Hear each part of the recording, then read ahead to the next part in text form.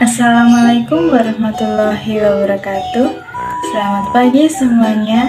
Semoga kita semua selalu dalam keadaan sehat walafiat. Pertama dan yang paling utama, marilah kita panjatkan puja dan puji syukur kehadirat Allah Subhanahu wa Ta'ala yang selalu memberikan kita nikmat sempat dan nikmat sehat, sehingga kita semua dapat mengikuti kegiatan pembelajaran hari ini dengan keadaan sehat walafiat. Tak lupa, sholawat serta salam senantiasa kita curahkan kepada uswah hasanah kita, Nabi Muhammad SAW, yang selalu kita nantikan syafaatnya di yaumul akhir kelak.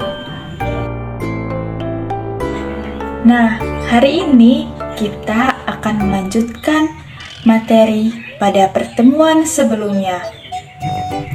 Sebelum memasuki materi, saya memiliki beberapa pertanyaan, yaitu sebagai berikut. Nah, di sini terdapat 4 pertanyaan.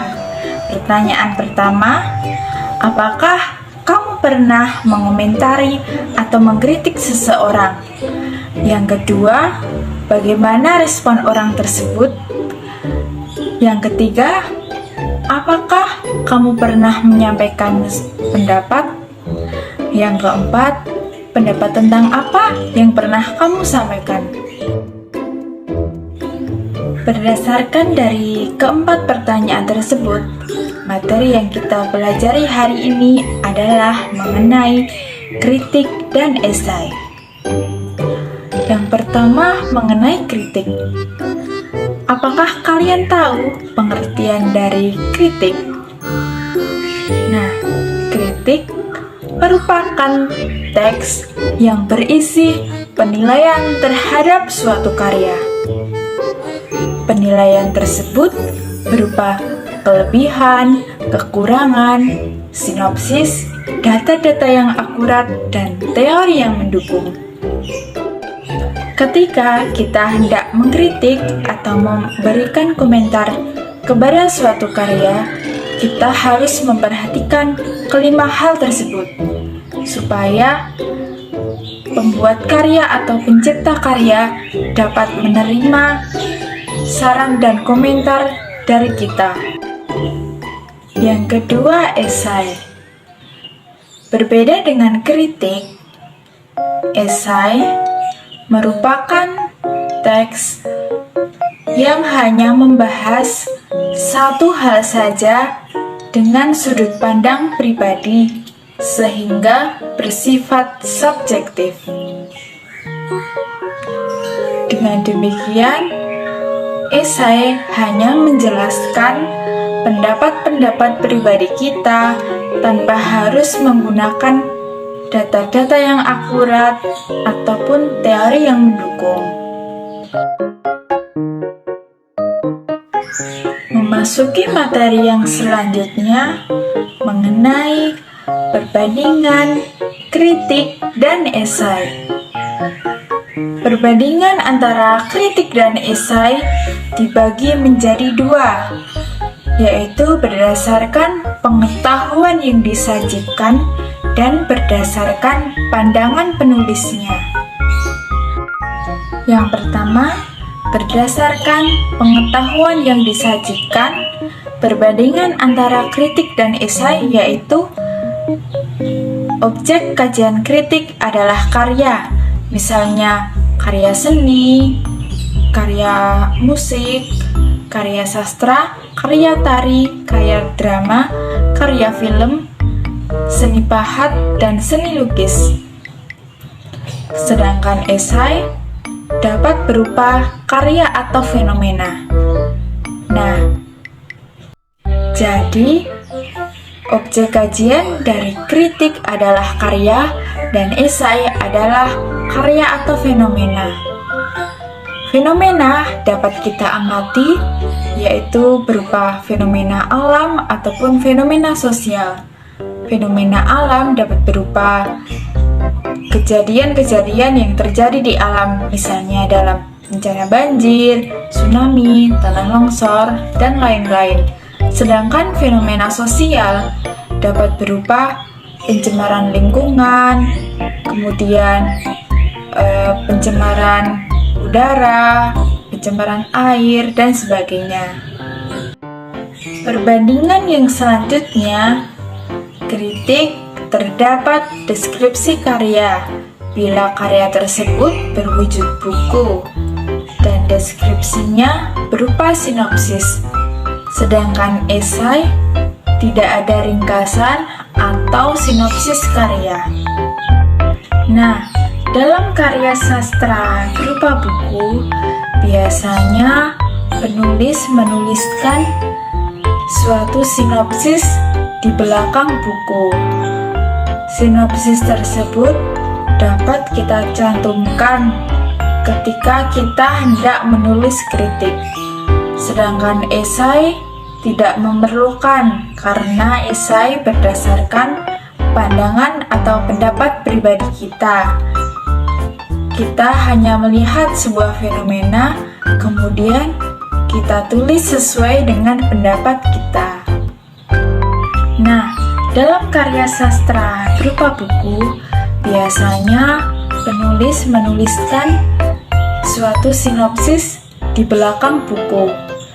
Sinopsis tersebut dapat kita cantumkan ketika kita hendak menulis kritik.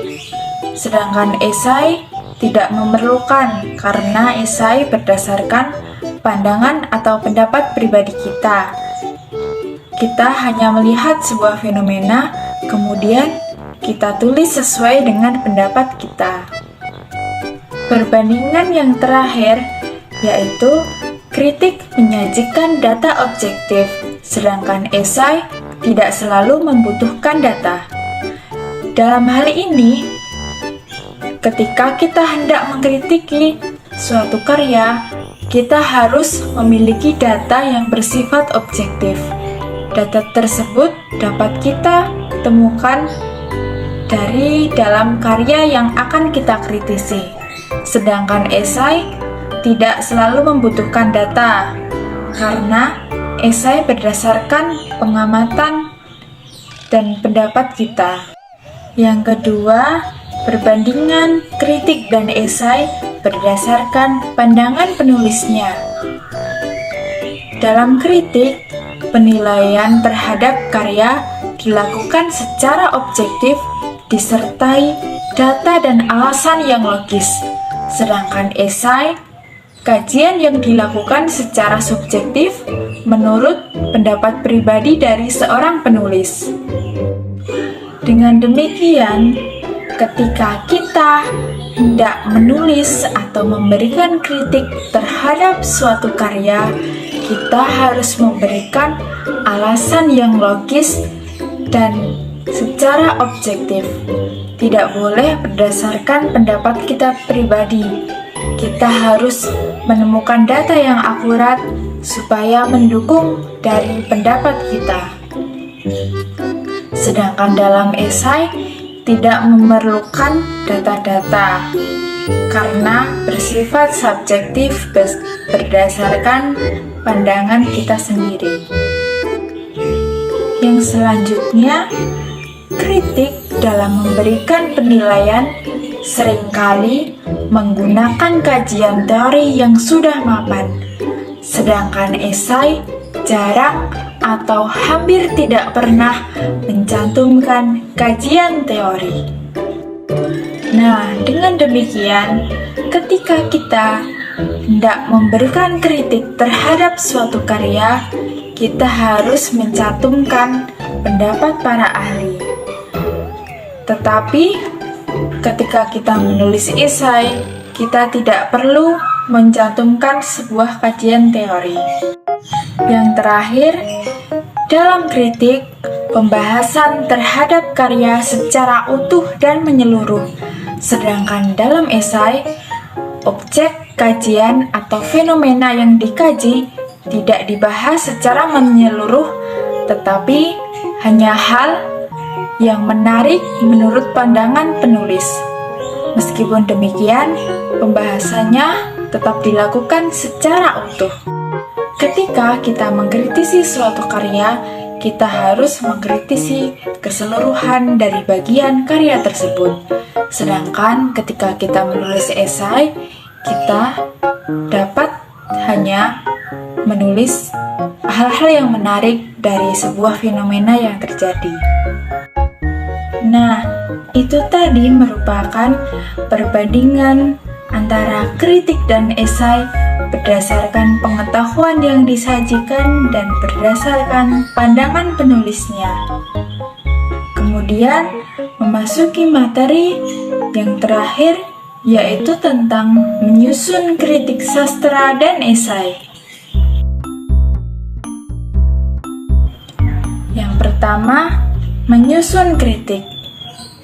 Dalam menyusun kritik, ada beberapa prinsip yang harus dipegang oleh seorang kritikus. Yang pertama, kritikus harus benar-benar membaca atau mengamati karya yang akan dikritik. Seorang kritikus tidak boleh asal dalam mengkritik suatu karya.